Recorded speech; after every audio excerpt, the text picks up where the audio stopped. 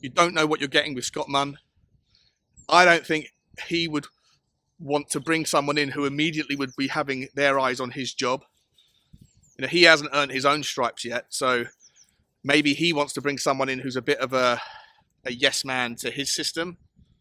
Ralf Rangnick certainly likes yes men under his vision, and Daniel Levy certainly likes yes men under his, traditionally.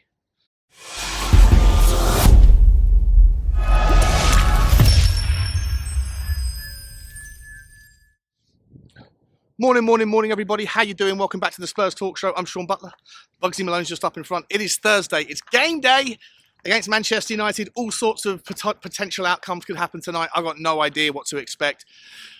It's entirely possible we get turned over again like we did against Newcastle. It's also possible to see a different version of Tottenham, a galvanised version where the Tottenham team do not want to embarrass themselves in front of the home fans. Could there be a new interim manager bounce?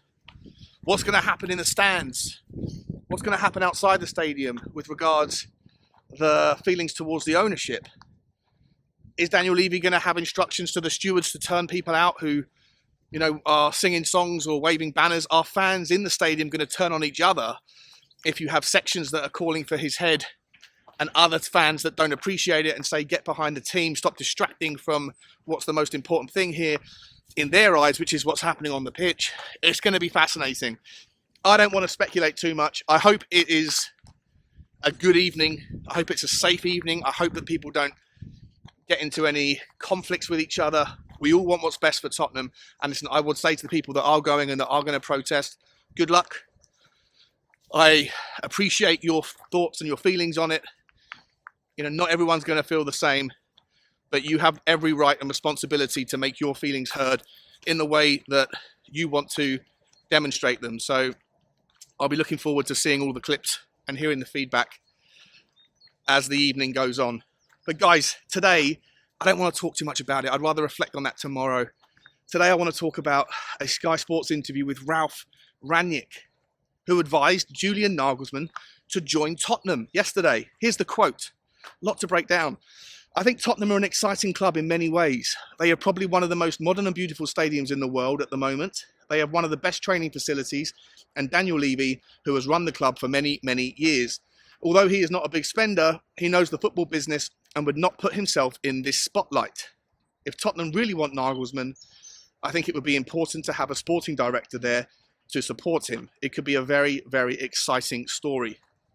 There is room for a lot of improvement, and this is not a club where they expect you to be in the top 2 or 3 immediately. So first and foremost, what I'm going to do is I'm going to break this down, because in a few sentences, there's actually quite a lot to figure out there. He's chosen his words very carefully. And then I'm going to make the presumption, after I've gone through this bit, that he is angling for the job. He's angling for the director of football role, and that he's maybe saying to Daniel Levy in public, if you want Nagelsmann, because you're missing out on Poch, and the only name that's really going to be, I think, more well accepted than Poch is Nagelsmann, then I'm the guy that can make it happen. I've got the relationships, and I wouldn't mind leaving my job at Austria, coming back in and getting involved.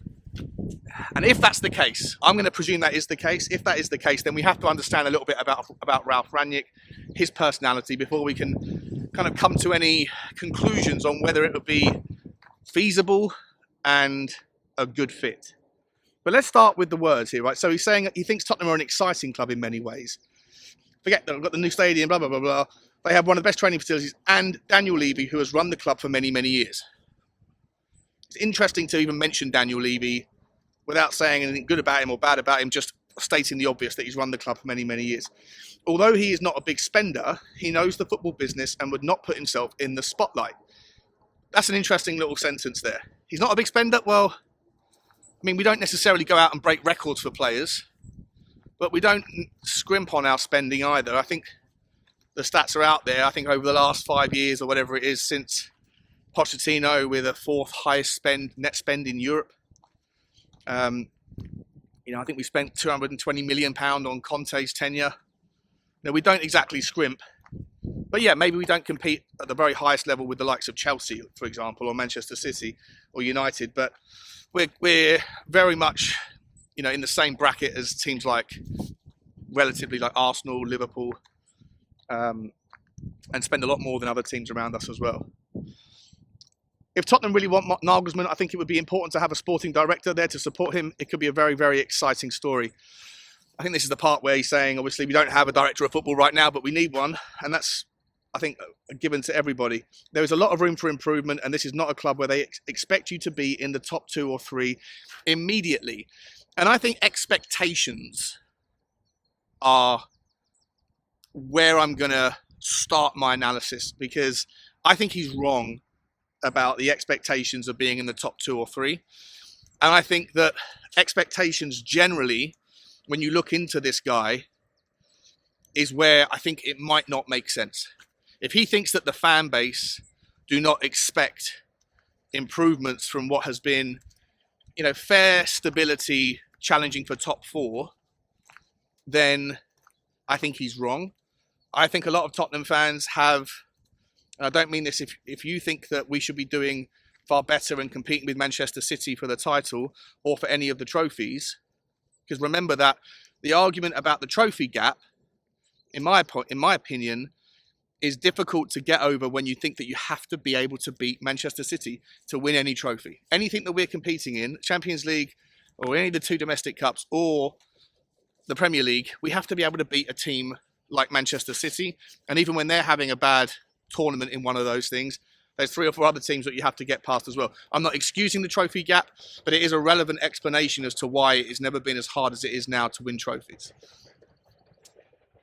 So the expectations of the fans, I do think, are up here. And I do think that getting to the Champions League final under Poch reset expectations to, I think, a somewhat unreasonable level to a degree.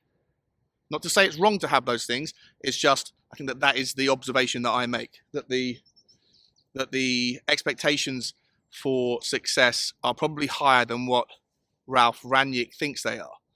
And when you look into Ralf Rangnick and his history, and you read about the sort of person that he is, I think that expectations around other things will also be maybe a bit of a hindrance to having a good relationship. So the guy, to give you a bit of history on him if you didn't know, right, he wasn't a particularly successful football player.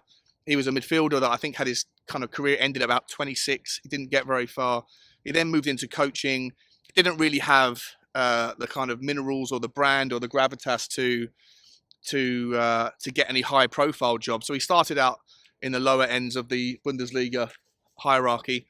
And from there, he forged his career where he is now thought of as the professor in Germany, who was the creator of the Gegenpress, which is the counter press.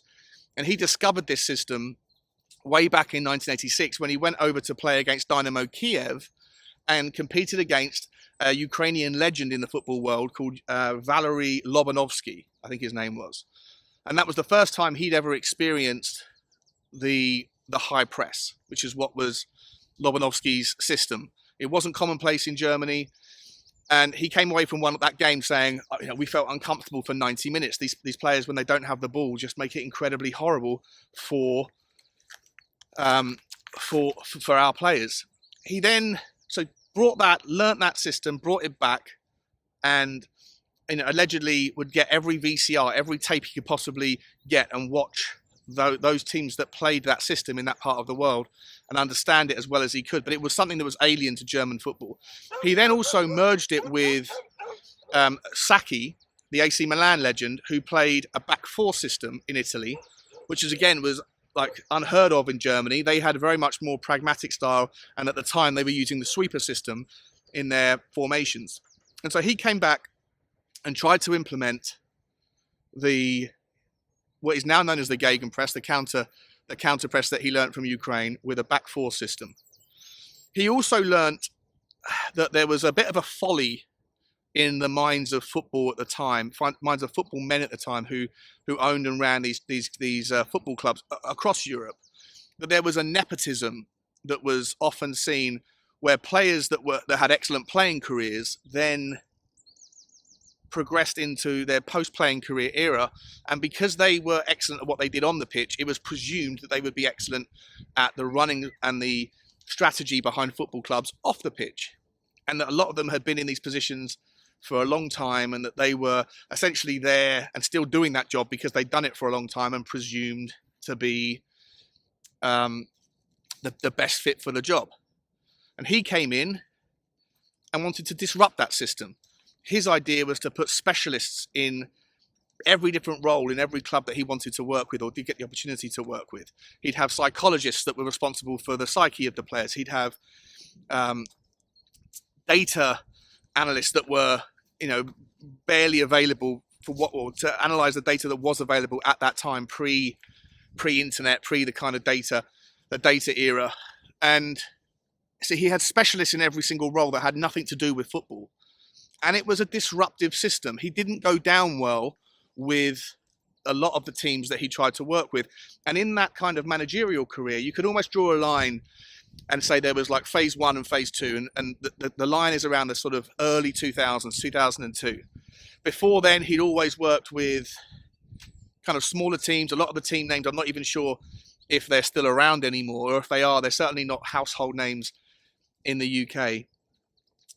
And he would last a year, get kicked out, last 2 years, get kicked out, never really have any success, not win any trophies. And most of the time they were kind of like the Zweite Bundesliga, which is the second tier, or I think it's called the Dritte Bundesliga, which is the third tier. And I think he managed the Stuttgart under-21s team. So he was never really getting there because he didn't have the gravitas. And when he did move in, even though he was doing okay, he would often have this inability to budge on his style. It was my way or the highway. I know what I'm doing. And, it worked well with people that trusted him. When he had relationships with people that were good, it was because those players or those people learned from him and trusted him. He was very much a father-like figure. And it worked for some, but not for others. Then he kind of steps away, and then he works with Hoffenheim, who is a small town of like 3,000 people, and it's owned by a billionaire. And they went from the Dritte Bundesliga, the third tier of German football, and he took them to the Bundesliga. And that's where they've been pretty much ever since. They popped up and down occasionally, but he had a really good stint there, and that's where his reputation was forged. And from there, he went back on to Stuttgart, I believe. Ultimately, ended up in the RB, in the Red Bull, RB Leipzig role. But he then sort of stepped back a little bit and went to the director of football role and took over the 2 RB teams in Germany at the time, RB Salzburg and RB Leipzig. And that's where he obviously got to put in and really implement his system. Did very well. Under Leipzig, they've had amazing success. And to this day, Leipzig still, even though he's no longer a part of the system, he still has left his footprint over the way that they run their operation, and the mechanics of their DNA are still very much implemented and visible today. Later, he went to Manchester United, where it didn't work out. And I think there's a tale of the tape a little bit that he does well taking small teams that have blank canvases and that will allow him to do his thing and have ultimate control and take them to a better position, a higher level, a higher standard, and be more efficient at doing what they do. But he hasn't really had any success taking good teams and making them great. And maybe that's as a consequence of the established names, the figures, and the mechanisms or the ecosystems that are already in place in those great teams or good teams that have already taken them to that level. And him coming in with his my way or the highway routine doesn't always go down well. And I think that bringing it back to Tottenham, if there is any chance of him coming in as the director of football, the expectations that he would have and that people would have of him, I'm not entirely convinced are necessarily going to work out. What is the role of Scott Munn with him in place? Is Scott Munn really going to let someone like Ralf Rangnick come in and say, no, we're doing it my way, not your way, Scott? Is Daniel Levy going to really hand over the role, the controls to Scott Munn, let alone a Ralf Rangnick? We don't even know what that's going to look like yet. We're led to believe that Daniel Levy is trying to step back a little bit from the footballing side and handing over ultimate control to Scott Munn, who then is probably going to look to employ and hire a director of football to work under him. But is the first appointment that Scott Munn was going to make Is it really going to be to a guy who ultimately would have his eyes set on Scott Munn's job? That's just office politics. And I don't think that that sort of relationship is going to work. Again, I'll point back to the expectations of the fans. He thinks that the fans and the club do not expect to be challenging for honours. I don't think that that's the case at all. I think that most Tottenham fans are angry with our current owner because of the lack of silverware. And a lot of the Tottenham fans who are angry with the style of football that's been on display post-Pochettino are only okay with pragmatic football if it leads to success. So the idea that there's no expectation around success, I think he's missing the point massively. What I would also say is he likes his managers to play a certain style of football. High intensity, high press. And much like my reservations around employing someone like Luis Enrique, because of the additional overhaul that would be required of the players that we have in the squad and those that are on loan, under different management, some of the players that we have will be able to adapt and be competent enough to play a certain style of football. And so the amount of players that we will need to bring in would be fewer for certain styles of football that certain managers want. Under a high press, high intensity game, I think the expectations of the players to be able to adapt to that might be, again, misrepresented if that's what his intentions are. Look, I'd love to know how you think about this. If it's the only way we get Julian Nagelsmann in is to bring in a guy who has, he's won the hearts and minds of many of the people that have worked under him. Let's not forget, he was responsible for forging the managerial careers of Jurgen Klopp, of Thomas Tuchel, and of Julian Nagelsmann. A lot of people love him. A lot of players that played under him still lean on him for advice well after their direct relationships are finished. So I'm not saying that he's a difficult guy to work with 100% of the time. Lots of people will look up to him, admire him, and respect him. But he does have a track record of acrimonious exits from a lot of the clubs that he's worked with because his demands of doing it his way, when they're not met, result in frustration and ultimate exits. And to me, that is sort of a fait accompli with Tottenham, isn't it? You don't know what you're getting with Scott Munn. I don't think he would want to bring someone in who immediately would be having their eyes on his job. He hasn't earned his own stripes yet, so maybe he wants to bring someone in who's a bit of a yes man to his system. Ralf Rangnick certainly likes yes men under his vision, and Daniel Levy certainly likes yes men under his, traditionally. So, to me, whilst I would love to see Julian Nagelsmann,